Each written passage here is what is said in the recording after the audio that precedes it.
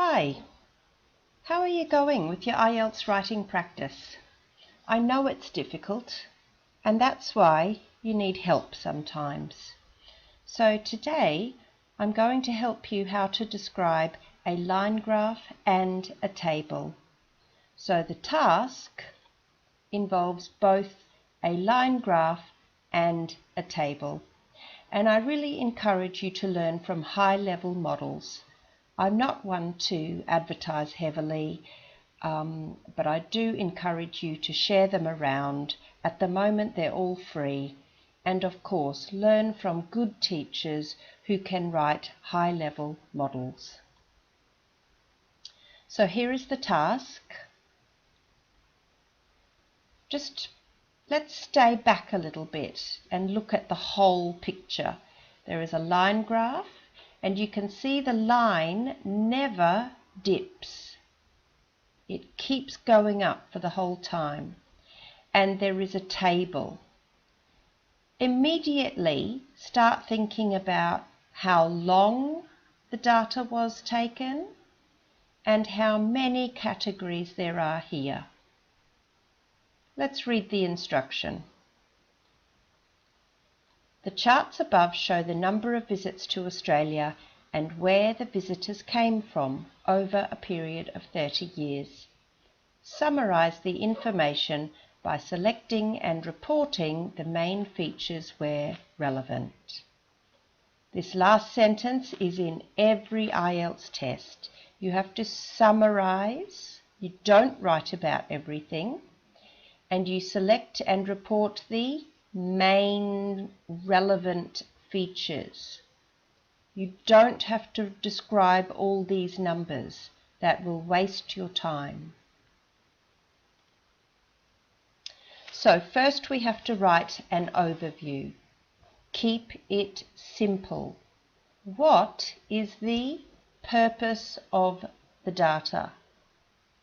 Answer this question for the line graph and for the table. And then think about the WH questions. Who is the data about? Where does the data come from? When was the data collected? And so on. So before I show you my overview, let's just go back. Who is this about? It's about people from foreign countries who visit Australia. So we know where and we know who. What about when? From 1975 to 2005. Or between 1975 and 2005. What is the length of time? It is over a 30-year period.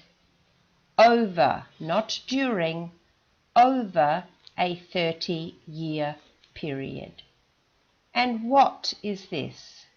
This is a number. 15 million. 25 million. These numbers can also be seen in the table. And how many sending countries or areas are there? 6. Okay, let's go on now. Simple purpose, and think about the WH questions. Here is the overview. The two graphs provide information about visitors to Australia from 1975 to 2005. The line graph plots the overall number, while the table gives more specific information according to 6 different sending regions of the world.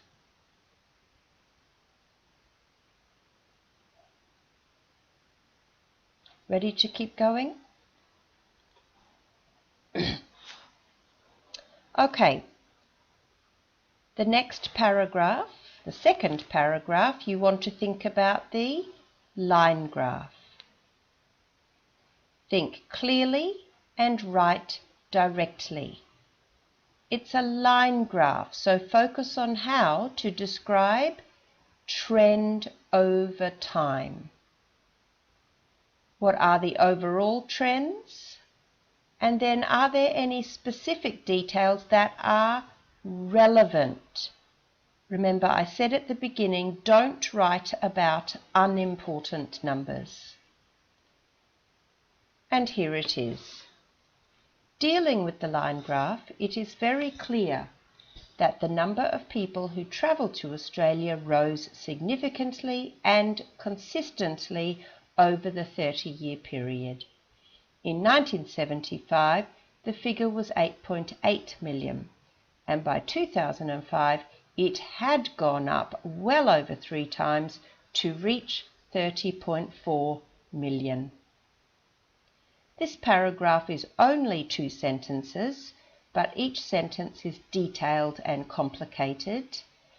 Mind you, it's not really detailed, it's very simple and direct, but I mean the grammar of the sentence is complicated.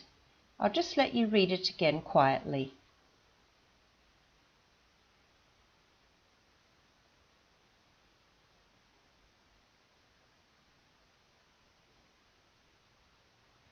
I'll come back to that. What are the features of this second paragraph? You need a good noun phrase to reflect the purpose of the information, and your verbs and time expressions have to be perfect. The noun phrase is the number of people who travel to Australia. And look at these time expressions: over the 30-year period and by 2005. Because it's in the past, you need past perfect. It had gone up.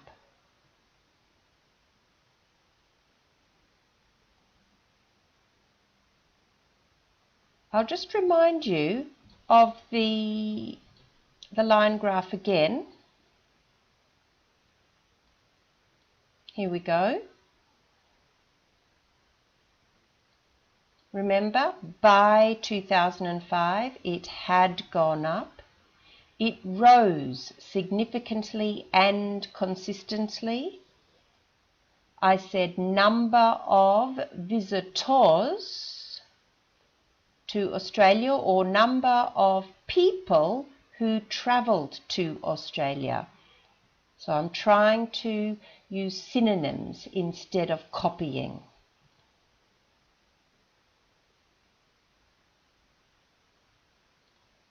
Okay, and the final paragraph, which is the third paragraph, dealing with the table. As for the table, let me just make it a bit bigger. There are a few obvious trends. Firstly, all numbers increased. However, it seems that the greatest increases were from Europe and Japan, both approximately 4 times higher in 2005. Another feature is the Japanese accounted for the highest number of visitors at 3.2 million, and they still occupied the top spot 30 years later, reaching 12 million. Also, in both years, Australia received significantly more visitors from Japan and South Korea than from any of the other areas. I just want to make a couple of points here to help you get your best score. Notice the word increased here is a verb, and increases here is a noun. So vary your word form and be careful how you describe change. 4 times higher. The top spot 30 years later. Reaching 30 million. You need to practice variety in your expression.